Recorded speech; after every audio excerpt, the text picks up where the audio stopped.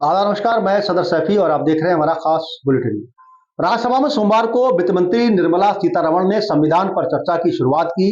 वित्त मंत्री ने पहले संविधान संशोधन से लेकर मजरू सुल्तानपुरी और बलराज साहनी की गिरफ्तारी, किस्सा कुर्सी का फिल्म का रिलीज पर भी रोक लगाने का उल्लेख कर दिया, तो कांग्रेस ने उन्हें पूरी तरह से घेर लिया।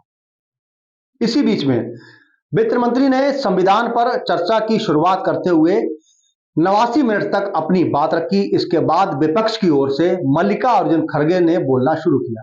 खड़गे ने 1951 से पहले संविधान संशोधन को लेकर संविधान निर्माण में कांग्रेस के योगदान तक गिनाए और एक समय ऐसा भी आया जब उन्होंने मास्टर ब्लास्टर सचिन तेंदुलकर का जिक्र भी किया था।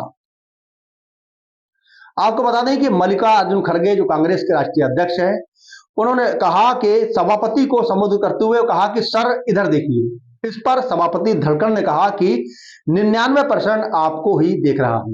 खड़गे ने कहा कि 1% से ही सब हो जाता है। राज्यसभा में विपक्ष के नेता ने सचिन तेंदुलकर का जिक्र करते हुए कहा कि सचिन ने 100 बार 99 रन बनाए, लेकिन 1 रन के लिए 100 नहीं हो सके। इस पर विपक्ष से लेकर ट्रेजी बेंच तक सदस्यों ने ठहाके लगाए और सभापति जगदीप धनखड़ भी इस बात को लेकर मुस्कुराते नजर आए। इसी बीच में उन्होंने कहा कि नेहरू अंबेडकर की देन है कि मोदी प्रधानमंत्री बन सके हैं और मजदूर का बेटा विपक्ष का नेता बन सका है। जब देश आजाद हुआ यहां सुई भी नहीं लगती थी। खड़गे ने नेहरू से लेकर लाल बहादुर शास्त्री, इंदिरा गांधी और राजीव गांधी से लेकर मनमोहन सरकार की उपलब्धियां गिनाई और कहा कि पीएम के असत्य आरोपों के इतिहास नहीं बदला जाएगा। असत्य बातों को सही बोलकर बताने की कोशिश की गई। हम डरने वाले नहीं हैं। उत्तर को प्रत्युत्तर देने और सत्यता पर आधारित होने देंगे। मल्लिकार्जुन खड़गे ने अपने संबोधन की शुरुआत में इंदिरा गांधी की सरकार के समय बांग्लादेश की आजादी का जिक्र किया और कहा कि 1 लाख लोगों को बंदी बनाना आसान काम नहीं है, लेकिन आयरन लेडी इंदिरा गांधी ने बता दिया कि हमारे करीब आए तो खैर नहीं होगी। उन्होंने वित्त मंत्री पर तंज कसते हुए कहा कि हम म्यूनिसिपैलिटी स्कूल में पढ़े हैं, जेएनयू में पढ़े हैं, अंग्रेजी में भी अच्छी हो सकती है, लेकिन करतूत अच्छी नहीं है।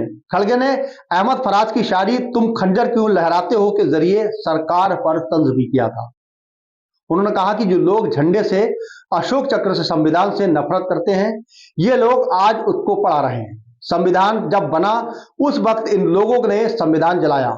रामलीला मैदान में नेहरू, बाबा साहब और महात्मा गांधी का पुतला जलाया।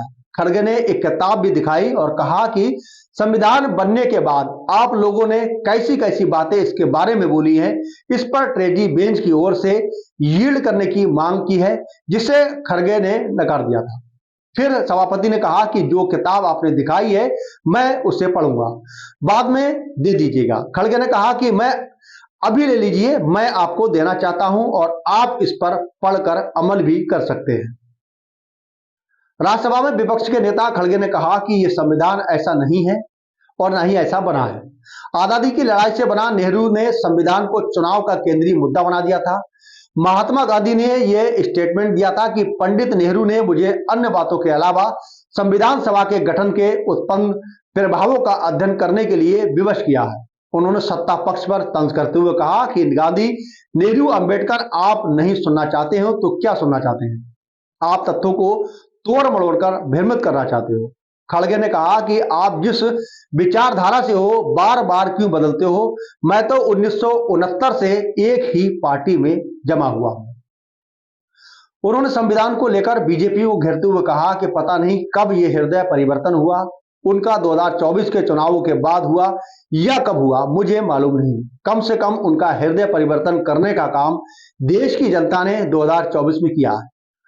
खड़गे ने कहा कि आरएसएस के नेताओं ने संविधान का विरोध किया था क्योंकि ये मनुस्मृति पर आधारित नहीं था। उन्होंने संविधान के खिलाफ संघ के मुखपत्र ऑर्गेनाइजर में लिखे एक संपादकीय का भी जिक्र किया और कहा कि उन्होंने ना तो संविधान को स्वीकार किया और ना ही तिरंगे झंडे को माना।